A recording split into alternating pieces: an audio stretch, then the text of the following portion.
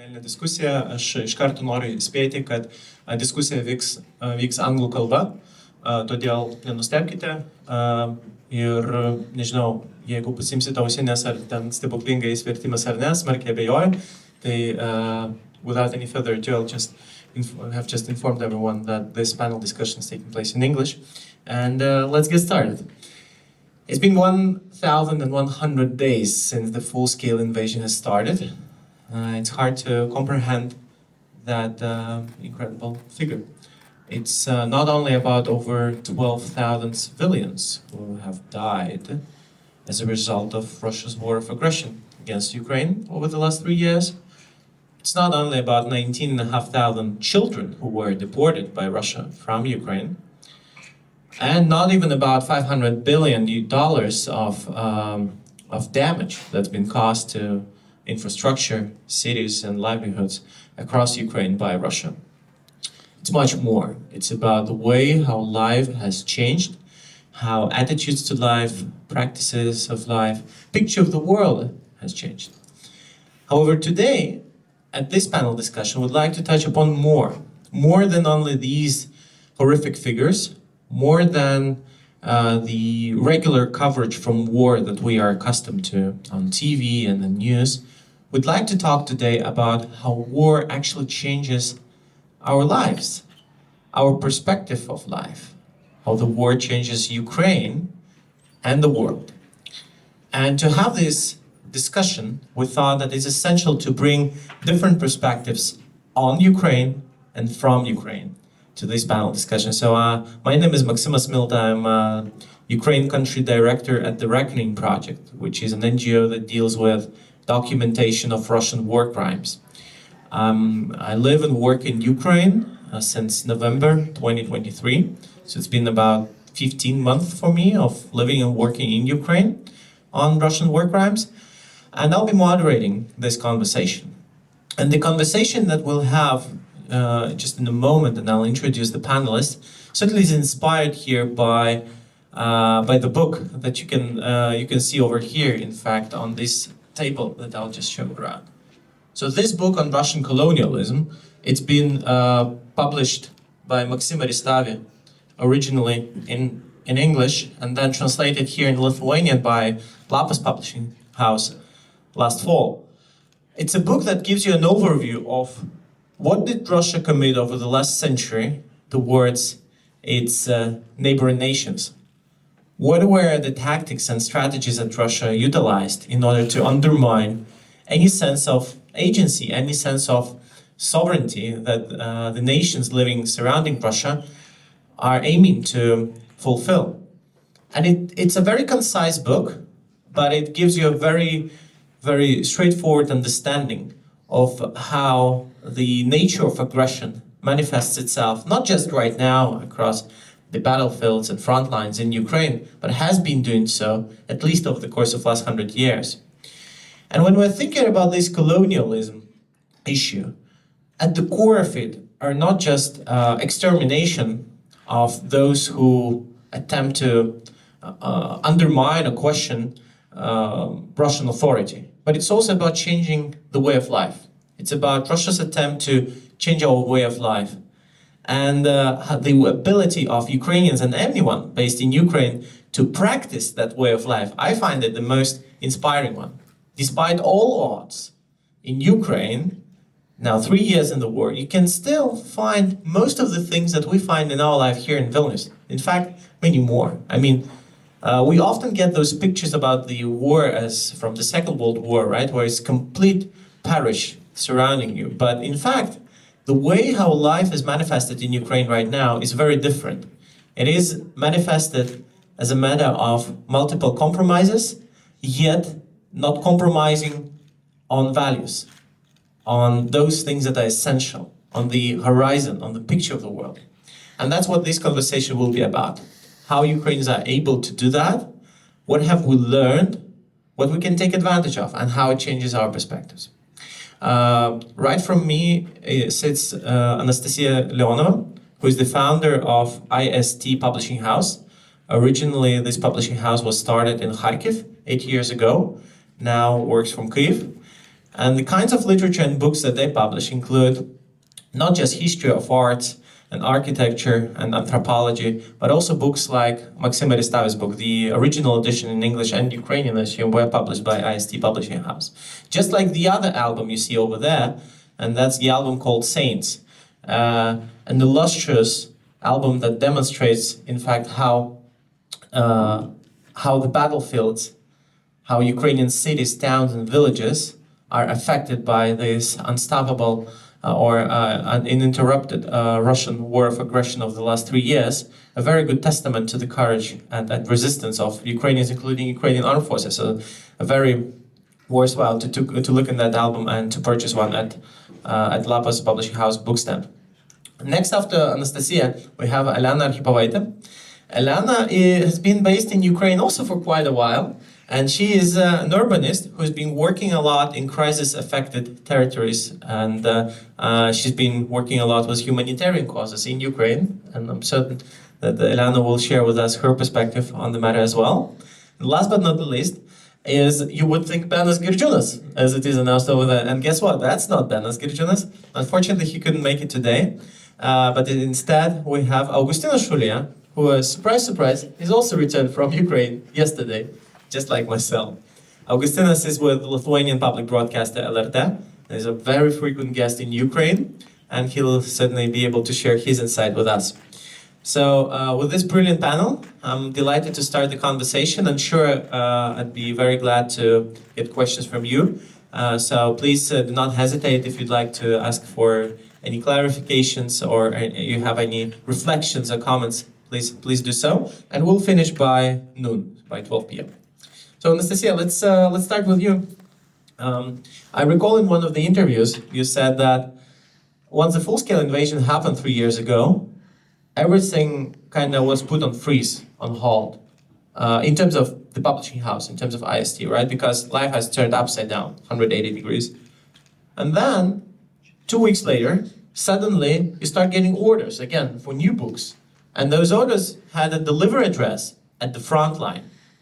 What did you feel at that? How did it feel to see that books are being ordered to the place where the least you expect, actually, is demand for books on architecture, anthropology, and history of art? Yeah, thank you, Maximus, for your beautiful introduction, and thank you for the invitation. It's my second time to be here at the Vilnius Book Fair, and I'm really glad to be here. So it's been more than 3 years, but I do really remember this feeling very clearly. So after February 24th, we were really freezed, and we were just focused on saving our lives, trying to evacuate our families and friends. We would try to evacuate our warehouse, which has been placed in Kharkiv that time, and there was no post offices working, so we just asked our volunteer friends, to take our books from the Kharkiv, somewhere to the safer place into the west.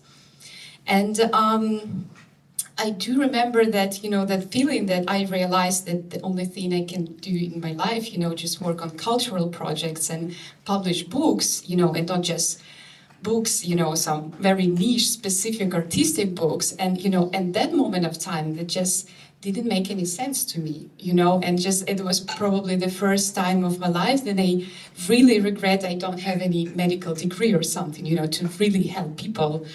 I think, that feeling of losing the sense of what you, been doing almost all your life, it was really, it scared me. And it took some time to me and my team to kind of reinvent, the sense of continue to, to keep working on cultural project, continue to publish books. And yeah, that moment you mentioned, I remember it really clearly. It was, I think, second week of the full-scale invasion, and we didn't close our website. We just didn't expect any orders.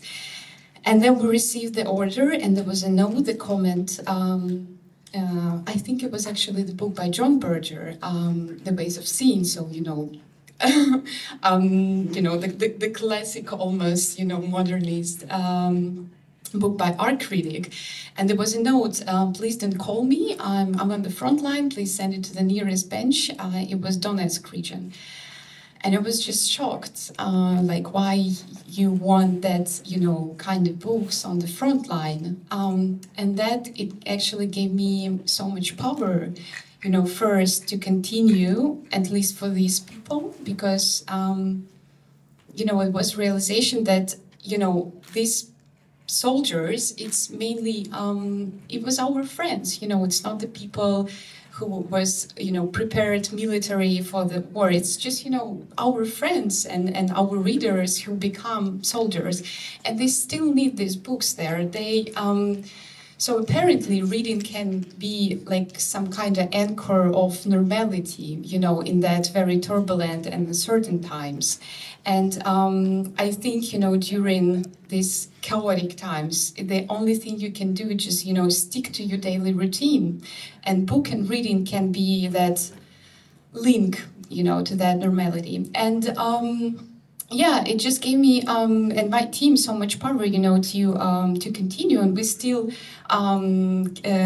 receive a lot of orders to the front line. We have a lot of pictures, who send us how they read our books in the trenches, and it's actually in some way also reshaped our way how we do the books.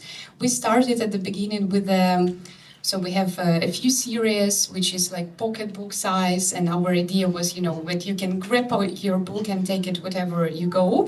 But now we also think that it should be, convenient to read it everywhere, even, if you're in trenches. So we make it, as small, as light as possible. Also to think about our readers who are fighting. It was, I think, one of the very important moments, which, gave the power to continue this practice itself. I like the idea of adopting the book size to make it versatile. It's very user experience driven mindset, right? That's very smart. All right, Elena, I recall you and I talking a lot back in Kyiv about those first days of the invasion when you were deployed essentially in Ukraine from day one, if I'm correct to say. I'm eager for you to elaborate a little bit more about those very, very first weeks and months of the humanitarian response that was necessary there on the ground. Is there anything you miss from those early months? How was it then? Yeah, thanks for inviting, and thanks for giving the opportunity, a rare opportunity to share how we live out there. But I was deployed in the second month, and I was already waiting for the deployment because it was in the air that we will be needed soon. And I was in Mozambique at that time, in other turbulences of other regions, and already while we were waiting for Ukrainian government and UN entities to decide the way forward and who will be needed, already Lithuania was on the full front, kind of responding, and that was, I think, the first month, because a lot of things happened in parallel. So Lithuania was already receiving families from Ukraine.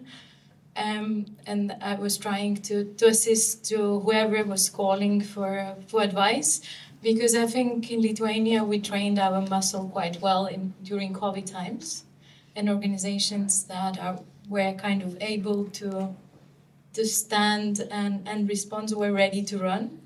And I think that was the beauty of, responding to Ukraine, not in Ukraine. And being able actually to do that way better than ever before. And it was interesting that I was actually doing my job in Mozambique while responding to Ukraine in different fronts. But I think that is special a place because of different points of shared history, of my relation to it. I'm in Ukraine from 2016 and way before. The first months on the ground were tricky, and it's really hard to remember parts of it, because I think we were so overwhelmed. Even we respond everywhere globally. We were really overwhelmed of the scale of it, of unknown. And in parallel, there was a lot of action. And that action, my job was to coordinate everyone who is responding with the housing, temporary housing needs, or it's called shelter needs in the humanitarian world.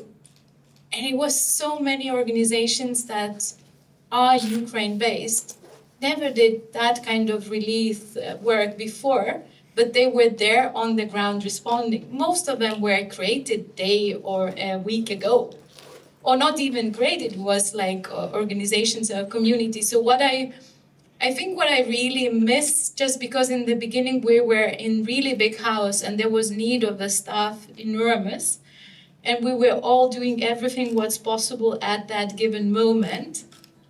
It looked chaotic, but it was in quite coordinated manner because we were too few to not coordinate.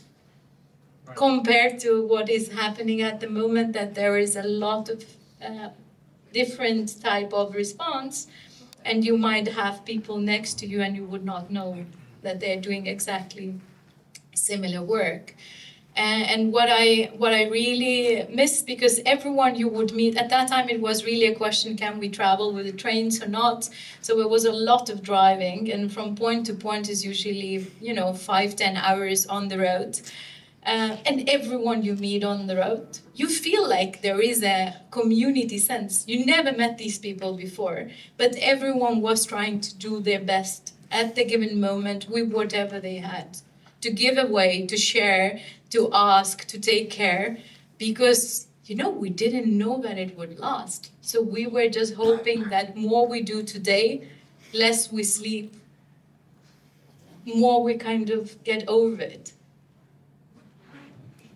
Just reflecting on what you were saying with the current state of affairs, where there are so many actors, so many implementers, I'm sure everyone sitting right here, and I see more people coming who were just yesterday or the day before yesterday in Ukraine. I see Eva over there also from Lrt. Thomas is here, other people are here. So there are entire streets in Kyiv now where it's more common to hear people speaking English than people speaking Ukraine. Like, for example, in Yaroslavl street, when you're walking down the street, if you hear Ukraine, you're like a lucky person. Most of the time you hear English, because all of these international, whether it be back in the day, Americans were very salient there, but now, Europeans, etc. It creates an impression, at least on me, that it's such a huge hub of international professional presence. And guess what? I assume that's correct to say, isn't it? It is, because it relates to funding, it relates to intention, it relates to where geographically Ukraine is and how it is important for other stakeholders from Europe, Scandinavia. But what is really important to mention as we sit in Lithuania at the given moment, never ever in any other emergency response, I actually could hear almost daily Lithuanian language on the street of Kiev. So that's really different, and we should be proud of it, because we are out there. We are known for every taxi driver. We're known for every, service personnel. Everyone knows, where is Lithuania, what they do for Ukraine. Everyone thanks it, on every single moment you say where you come from. And that is really unique, and we should be really proud and build on it as a nation, because we haven't been responding globally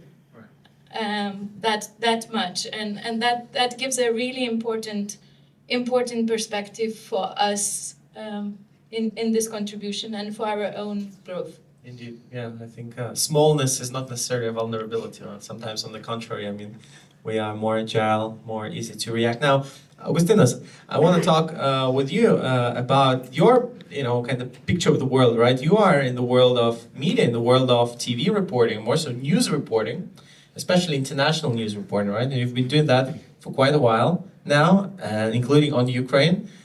Over the last 3 years, how do you see the demand in news from Ukraine changing? What was in the highest demand in newsrooms of Lrt, and certainly you follow all of the other major outlets. compared to now? Or is it, more about military developments and now more on the personal stories? It's about crimes versus, I know, international. How the demand of news is changing? Mm-hmm. Difficult question, and thank you for opportunity to be here. We were traveling from Ukraine with Benas. You can hear my voice is also a little bit lower. I mean, it's a winter, it's tough, and you spend a lot of time outside, so it's easy to get sick or ill. And answering your question, as a journalist, I think, and as many journalists of my generation, I think many of us, me especially, we're thinking, okay, as soon as I can, I go, cover West Europe, Middle East, this wide world, and finally I will leave these Khrushchevkas behind me and, this Zeppelin sky and so on. And look at us now. It's either Tbilisi, it's Warsaw, it's Kiev, it's Kharkiv, and I don't know, in the last 2 years, and I was working in Brussels before I came back to cover the war, and I thought like, okay, back to East Europe. And now I found it so much more so much more vivid, so much more alive, and so much more familiar. It feels like this region is really booming.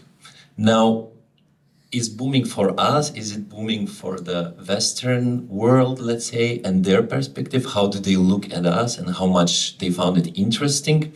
It's very hard to measure, but being in Tbilisi in November, for example, and during these big protests and so on, rioting, and seeing the streets filled with Ukrainian and Georgian flags, and then you kind of start feeling this is a common cause.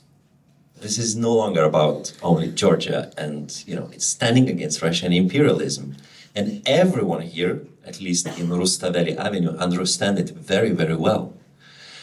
And I looked at the pictures on 24th of February, at the anniversary of the war from Tbilisi, and I was just fascinated, but also from Vilnius, also these Ukrainian flags, Georgian flags. So, there's this common understanding, and I think Westerners start understanding it a little bit. I think, after 3 years of war, and that was very interesting to be in this, annually press conference of President Zelensky. And, there's always lots of journalists come from around the world, and, even Chinese journalists were there, journalists from South America. So in that room, you really feel, at least for these 2 hours, the center of the world attention. And I remember this first conference after the first year of war, it really felt that all the major outlets of the world, all the most famous, Anna Pur from CNN standing in front of the door waiting for Zelensky to shake her hand and journalists to film it. It was press set up and so on. But what I'm trying to say is that, there were huge demand and huge interest in what's going on. And of course, it dropped down and there is less journalists now working in Ukraine, especially in the front line, but because it became very dangerous. To cover the war is becoming very difficult from many perspectives, military-wise, but also censorship. People really, it's really easy to disclose something. And people are careful, press officers are careful, military people are careful, everyone is careful. So it's hard. If you really want to get a footage, it's hard.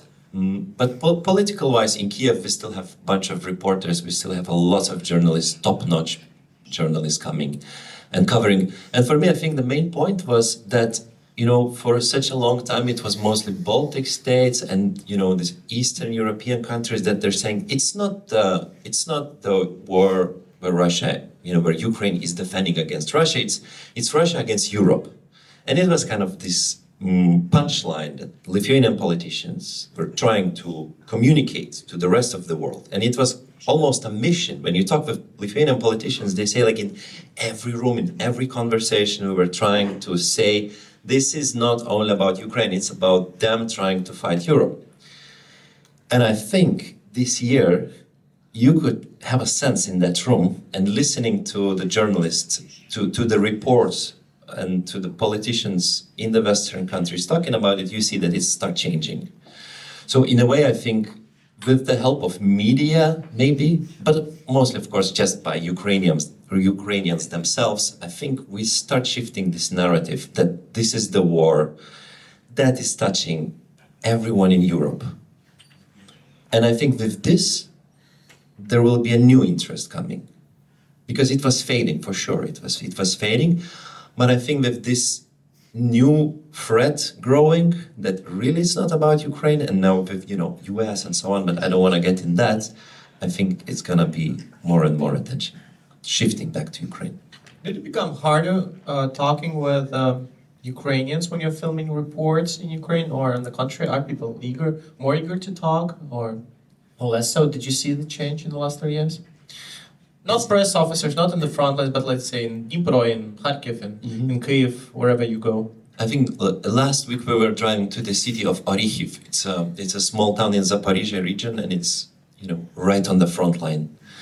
And we were trying to get there 2 years ago already. It was under heavy shelling, and the driver was this volunteer guy who was bringing the humanitarian aid, and he said, "I won't stop. You can jump off the car, but I won't be waiting for you guys."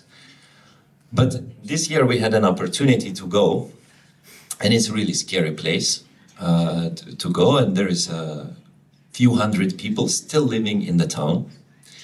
So we came with the firefighters who brought the bread and water to the people, because there is absolutely nothing. No electricity, no gas, no water, nothing. Just lots and lots and lots of drones and artillery. And, you come out and you see the person, so you jump on them, you're trying not to scare them with all your cameras and so on. You're trying to, okay, you come with these helmets and vest, and they're just standing there, completely chill with their bicycle. He's gonna go home after that. For him, it's every day. And you ask, so how are you feeling today? What's the mood? And it's unbelievable. They smile to you, and it's like, it's all right. We're doing quite well. It's a nice day, sunny. We had some bread. Does it answer the question? As a journalist, not really, but that's the sense I get, not only from Orikhiv, but in many places, and even last year I remember the same thing. When you ask the person, they put this very brave face. I'm okay, we're holding on. If you scratch the surface a little bit, if you start repeating that question 2 or 3 times, or you continue, you push a little bit on the person, they break very quickly. I mean, it's impossible to live with such emotions. And so you see this very brave face of Ukrainians. It almost like they refuse to tell you that how bad it is, because you cannot. It's if you will agree, how can you? And I heard it a lot from Ukrainian journalists as well. What we are supposed to do? We have to continue. Communicate the message that we are right and we're standing and we're strong. Because who wants to ally with losers?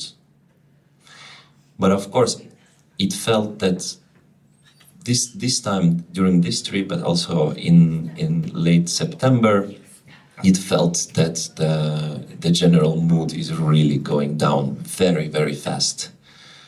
And it's very difficult to talk with people because, you understand that everyone is putting this brave face, and as a reporter, as a journalist, what are you supposed to do? Do you show this brave face, or you show what's behind it? That's a very good question.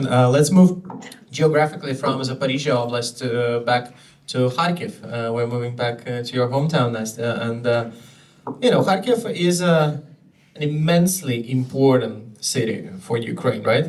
Kharkivans like to say that it's the first capital, right? That's how Kharkivans refer to it, right? Because in the interwar period, Kharkiv was the capital of Ukraine. But also it's an immense intellectual, cultural hub. Lots of intelligentsia, people live in there, right? Huge universities, a lot of creativity concentrated in there. And yet, a city that immense is located just, 40 kilometers away from the front line? 30, 50? Right, and kids go to school in Kharkiv in metro. They go to school in underground because air alerts essentially never shut down. I mean, air alerts are like 24/7 in Kharkiv most of the time. So you have this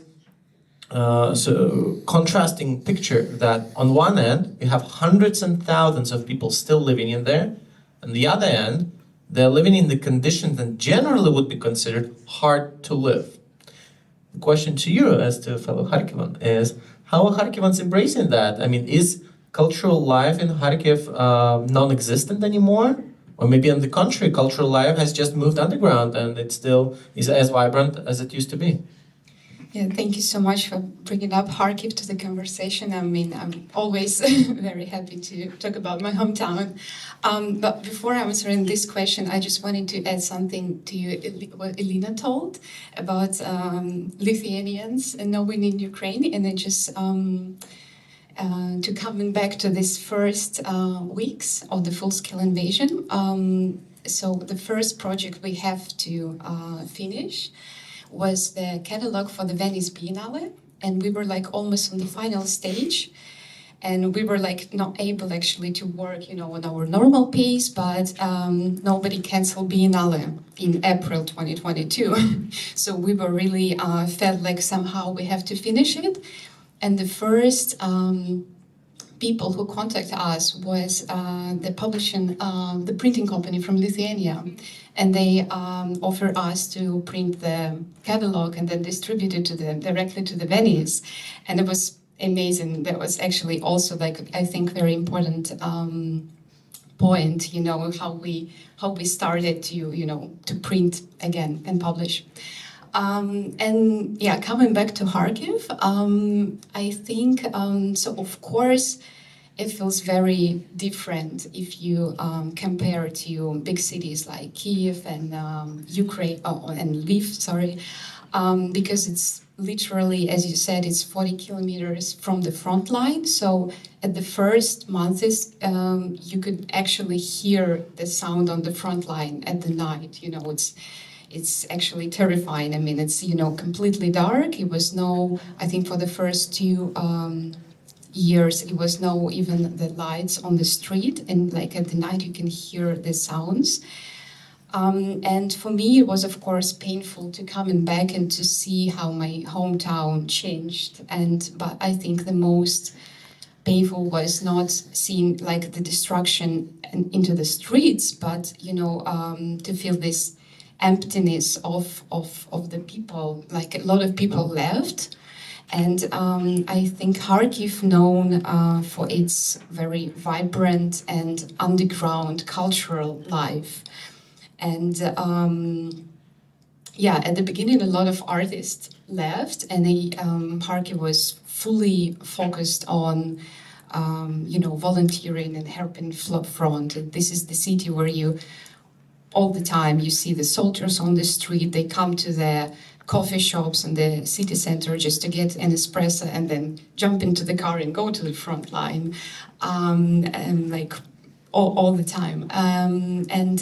While Kyiv, I think, focused more on the future, you know, on strategy, rebuilding, education, economy, Kharkiv is mainly focused on what have to be done today, how we can help, how we can raise money, how we can arm, you know, find the equipment, and now it's yes. And what is interesting that I couldn't say that cultural life stops there. No, it's like, as you said, it's actually like it's always been undergrounded, and now it's like basically underground.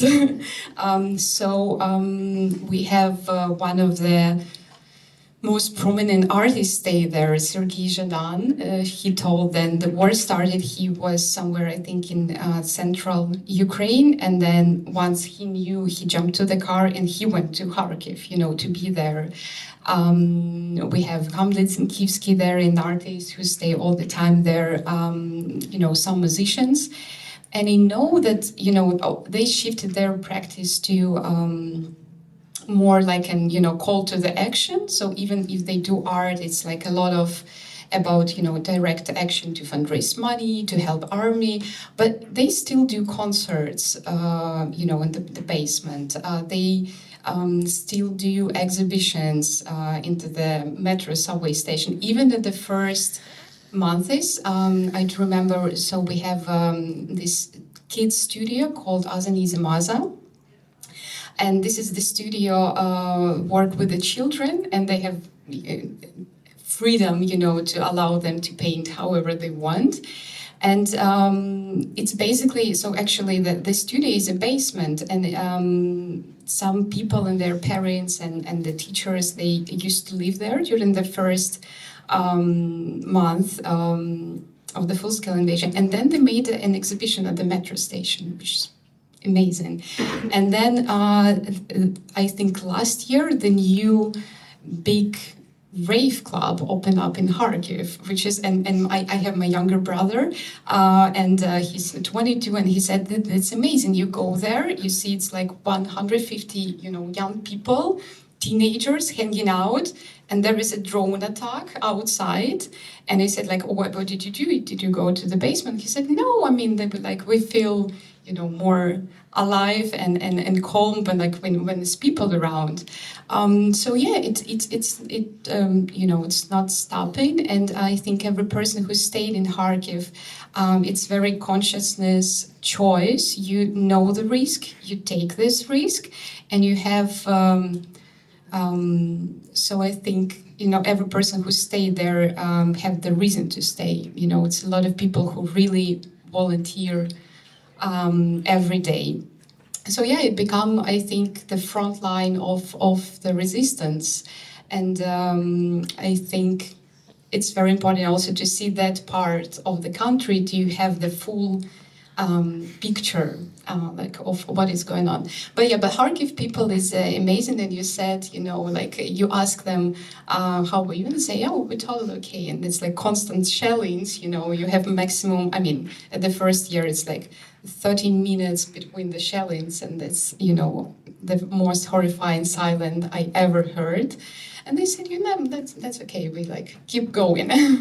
But just I want to ask you as well. Kharkiv is also my really favorite city in Ukraine. It's something completely different atmosphere, and you feel it the moment you enter the city. And I was in this radio Nakapila, yeah, and it's kind of a radio where people also can call and just shed out, all the hate and stress and everything. I hate everything. I hate Russia. I hate war. And so on, and I think it's a bit of the character of the city. Can you tell a little bit more about that? And in general about, because also they have this very nice music program, and sometimes I listen it in Vilnius. It's a very good exercise. You listen it, and they also have to put these air alerts. So you're listening to the music, and then you constantly have these interruptions, and then you realize, how dangerous is it there. Yeah, I think it's just stick to that art life. It could become also, on the personal level, maybe some kind of therapy for you. You just, if you quit it, I mean, you lose it. And I think, it's just very, as you said, it's a bit different. People who live there, they just have this, certain character, different character, and which is also that a lot of people, I think the main part are still Russian speaking, but I cannot find the more pro-Ukrainian people in Ukraine. So it's not about language, it's about way of thinking, it's about fighting.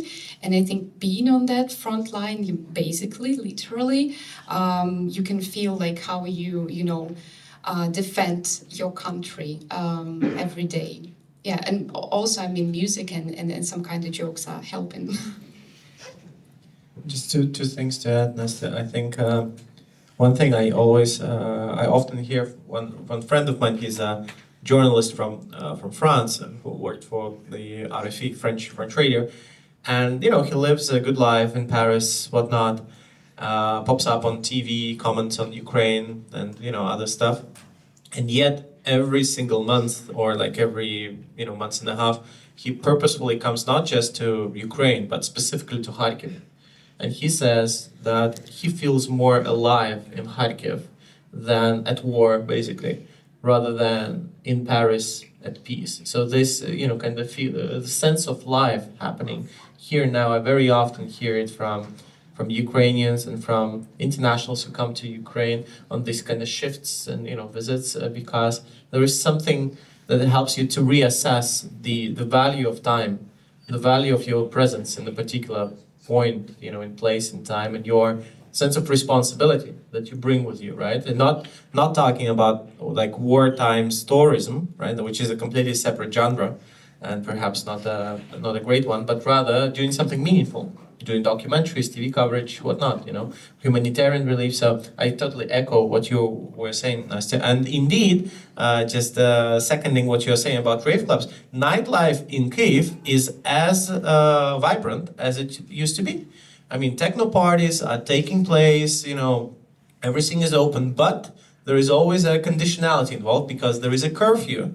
So nothing is allowed to operate from midnight to 5 a.m. So therefore, if you want to have a party, you start partying at 4 p.m. or at 3 p.m. and you party till like 10 p.m. So it's funny, it's weird, but people want to live life. Restaurants are open, cafes are open, shops are open, everything is open, but it's not that you have to compromise on the way of life that you live in. You just have to compromise sometimes on the place where it happens and on the time when it happens. Very often conferences in Kyiv and elsewhere, they are organized not like in lavish hotels and ballrooms in those hotels, but they're organized in underground parkings, because underground parking lot is actually a shelter. So therefore you don't need to evacuate participants of the conference if there is an air alert. And that's very handy, right? So it's very weird, and you are a little bit confused about it when you start attending like conferences with presidents and prime ministers talking to you in the parking lot, and then you see somewhere cars being parked. But then it's a new norm in a way in Kyiv. So the point here is life doesn't stop despite the war, because if you stop your life, you actually give up on the war. I assume that's the morale, that's the premise that people operate on. And this is where I want to jump to Elena and to ask you, you've been working across multiple conflicts. You mentioned to us that the full-scale invasion happened when you were in Mozambique. You worked in other hotspots of the world, but there are certainly certain know-how, certain lessons learned about humanitarian relief in Ukraine, right? And responding to this humanitarian relief. What has been different about doing this, responding to humanitarian demands in Ukraine versus your previous experience? What could you share with us? What are the most kind of tangible lessons that we have learned that perhaps we need to take into account for whatever future brings to us? So I will try to echo a bit of a story that you were mentioning about, the life keeps on. And I think that's the in every emergency, you will see next day there is a market emerging from whatever have people, the livelihoods will continue.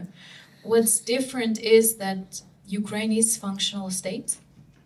From the government to the civil society to the private sector that contributes enormously to the response. And also it brings a really confusing message to the donors and the people that makes decisions globally, what is actually needed for Ukraine. Because people all see it, a picture of it, because somebody is still going to they're still going to work, they're still going to putting children to the kindergarten, they're still eating at the restaurant. There are still oligarchs in Ukraine, right? And all that, and that it is really difficult when it comes to communication, because for people that are not daily there, it's actually enough to stay 3 nights anywhere on Ukraine land to understand what it does to your sleep, to your nerve system.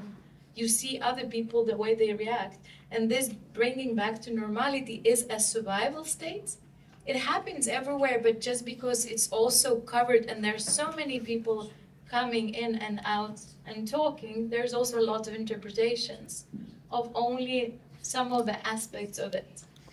But of course, that's why I think the nation like Ukraine can stand, because they're trying every single minute then they have a chance to go back to normal. We cannot call it normal because this is not normal. As it doesn't take you 5 minutes to scratch to understand how much people are tired. and how much they are actually affected in different levels of their body, of their mind, of their normality. But what it brings to, when you ask about what it brings it to us to learn, it's going to be a lot of books written about what the way we did, what we did, how we respond in Ukraine, because of this all attention and opportunity, and also funding and people in Ukraine, outside Ukraine, supporting it, it brings a lot of space for innovation. There are already things that we never ever seen like before. For example, the hospital on the train. You know, this was the first month developed with the amazing, fantastic Ukrainian people who work for the railway company, and with the medical teams and international teams, you know, how to make sure that people from the front line are moved really fast.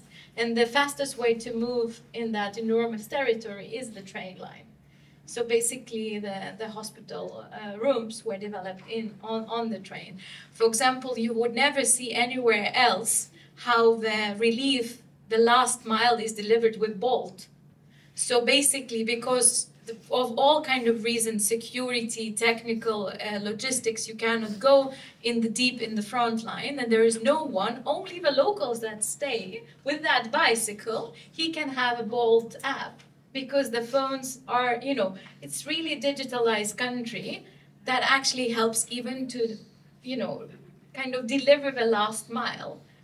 So we haven't done it anywhere else. So this is just a small picture, but there is already a lot of discussion what we haven't done. The Green Deal of Europe is already now implemented in Ukraine, because there will be a need, and it is ongoing process and planning process of how to rebuild. And it's always a question, are we rebuilding faster or are we rebuilding better? And what is better? So there is a lot of space for innovation. It is taking place every single day, from voluntary groups to the private sector to the government.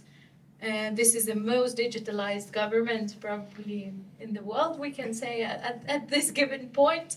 And I think there's a long way to go, but there is a space for anyone with the great ideas to be tested, to learn from it. And we will not have a perfect solution, because the need is enormous for reconstruction and rebuilding, and everyone's idea and hands will be needed. Just perhaps to illustrate the level of how advanced digital services are in Ukraine, there is this app that every Ukrainian has. It's called DIA. It's a one-stop shop for all of the digital governmental services. It's like electronic valdžios vartai, but if they were very powerful or like effective, right? So basically, it's like electronic valdžios vartai on steroids, and it's in very handy and user-friendly way in your phone, and everyone has it. It works like an electronic signature, right? As we have, right, with our electronic signatures. But in Ukraine, you can do many things with that app. For example, you can register your car, you can pay your taxes, you can do all these sorts. People can get married. That's what I want to say. That's exactly what I was trying to say. Online. Yes. You can get married via an app on your phone, because the rationale is there, obvious, right? And when we're talking about armed forces of Ukraine, it's not male only. 12% of Ukraine's armed forces are women. That's a very, very significant proportion. So it's relevant for no matter which gender you are. I mean, it's relevant for both, right? And if you are at the front line and you want to get married and you can't because there is another challenge, and the challenge called almost no rotation from the front line for those who are fighting in there. In best case scenario, per year, you have rotation only for like 10, 14 days, if you're lucky. So, and that's a different conversation to have, but nevertheless, the point is, if you want to get married, you can do it via an app. And it sounds like funny and serious, but that's, for many people, for many couples, it's a huge relief. and an important one. So in these regards, I think something you do not expect necessarily to the level how digitally advanced Ukraine is, not despite the war, but war actually accelerating the how proliferation of digital services has penetrated the country. I think that is, to me at least, that was certainly something I didn't expect when moving to Ukraine. So yes, indeed, that's something that I think we all can learn. Augustinas, look, you've been on these shifts to Ukraine, right? Covering international, watching international coverage of Ukraine, producing it on your own, of course, for our public broadcaster. But also, certainly, you're watching how the discourse is changing here back home, right, in Lithuania. And for at least, I think, first 2 years of the war, most of the time when evening news program started at 8:30 p.m., the Panorama, hardly there was a day when Ukraine would not be number one news. Unless it was an election day, then it would be news number 2. But basically, Ukraine is always news number 1, has been. Now, as we've passed through 3 years and entering year 4, my personal observation and disclaimer is here. I'm also somewhat related a little bit with Elena. But my observation is that we do not have news from Ukraine anymore as number 1. Most of the time it comes as number 2 and number 3. You were talking about fatigue of people in Ukraine, and that's evident everywhere, I can attest to that. But do you see that here at home, there is also a certain level of tiredness, of fatigue of the war? Although we're not fighting the war, we're not there at all. We are, from Vilnius to the front line is 600 plus kilometers, right? So it's certainly not touching our homes, but what do you think about that? But it's not that far away when you think about it. It's actually certainly closer than from Lviv to the front line, yes. If you would sit in the car and drive, in 20 hours you would be on the front line. That's how far Russians are. And between here and them, there is just this very, very tired Ukrainian soldiers. So it is not far away at all. But of course, the distance is significant and the danger as well. First year, yes, it was mandatory. You didn't even think about it. You would come to the newsroom and you know that, you have to make it number 1 news report, so you're under bigger pressure, and it was going forever, it seems. We always knew the day of war, because every day you would add a number, 300, 400, 500. It was... it became kind of a norm. It wasn't even in the consideration. You knew that, you're gonna produce number 1 first report, which is most important. I don't remember exactly when this changed, but I think somewhere in the second year of war. So, we kept for a year and a half and still kept quite significant attention. Then it starts reducing slowly, it was number 1, number 2, number 1, number 2, number 1, number 3, and but it's very hard to measure. I think it's still very hard to measure because we are public broadcasters, so we're gonna show it anyway. I think maybe if you would look at the private channels, you could indicate a little bit better, because they really reflect on their viewers' kind of wish. They just basically what they do, they check when the people are changing their channel, right? So, and they react to that. Well, as a public broadcasters, not really that much. We still go, what's important, even though people maybe not really like that much. But I think that attention is still significant. And I'm very, very surprised that in Lithuania we still have so much Ukrainian news all the time. And so at some point I realized, I open our webpage and I see, there's discussion about Ukrainian, minister of cabinet of ministers.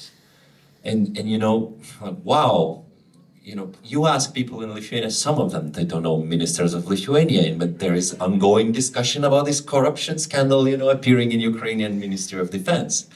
So, the attention is still huge. And we have on our news site, we have this, blog almost every day where, you have hourly updates of what's going on. And I think, in the Western countries, it also dropped. Probably in the second year of war, mostly. But, talking also, for example, this anniversary of the year. And this Radarom, which is going on, you can see like every year we're losing like 3 or so million. It's reducing the amount of money you get. So I think maybe this is kind of a reflection of attention that it is dropping, but I still think it's significant. And as I mentioned before, I think that this new important playing fields coming inside this war. I think that the news, going back, the attention to Ukraine is coming back. I don't know for how long. Is it Donald Trump effect? Is it something else?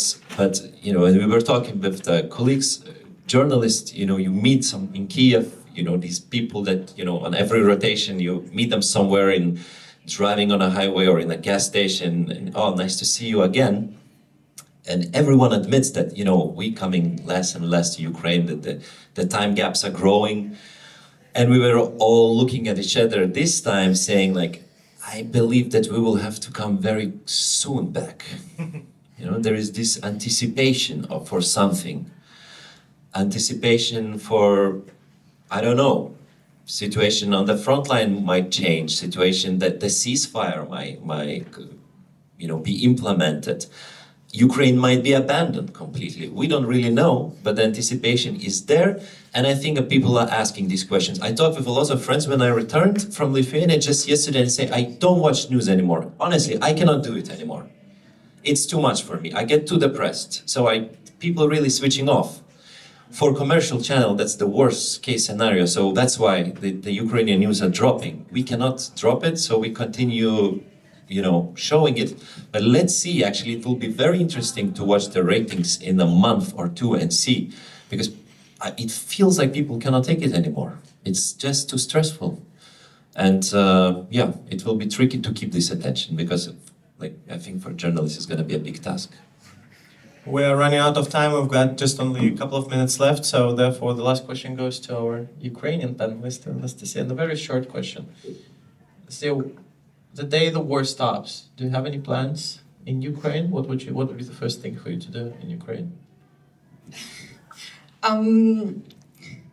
I think I would have answered differently, a year or 2 years ago, because I imagine all the day, the victory, and then we go out of the street and hug, strangers, celebrate this day.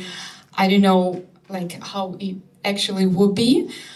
No, I don't have any, particular plans. I think we will just, keep publishing books and, just, try to work even more than we do now. So sorry, it's not that, something really special. Before I thank our panelists and I thank all of the guests, I want to thank LAPAS Publishing House for organizing this discussion.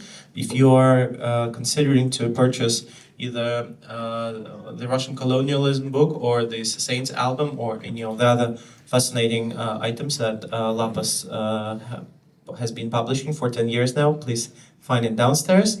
And thank you very much, dear panelists, for sharing your insight. It was a pleasure to talk to you. Ačiū labai visiems.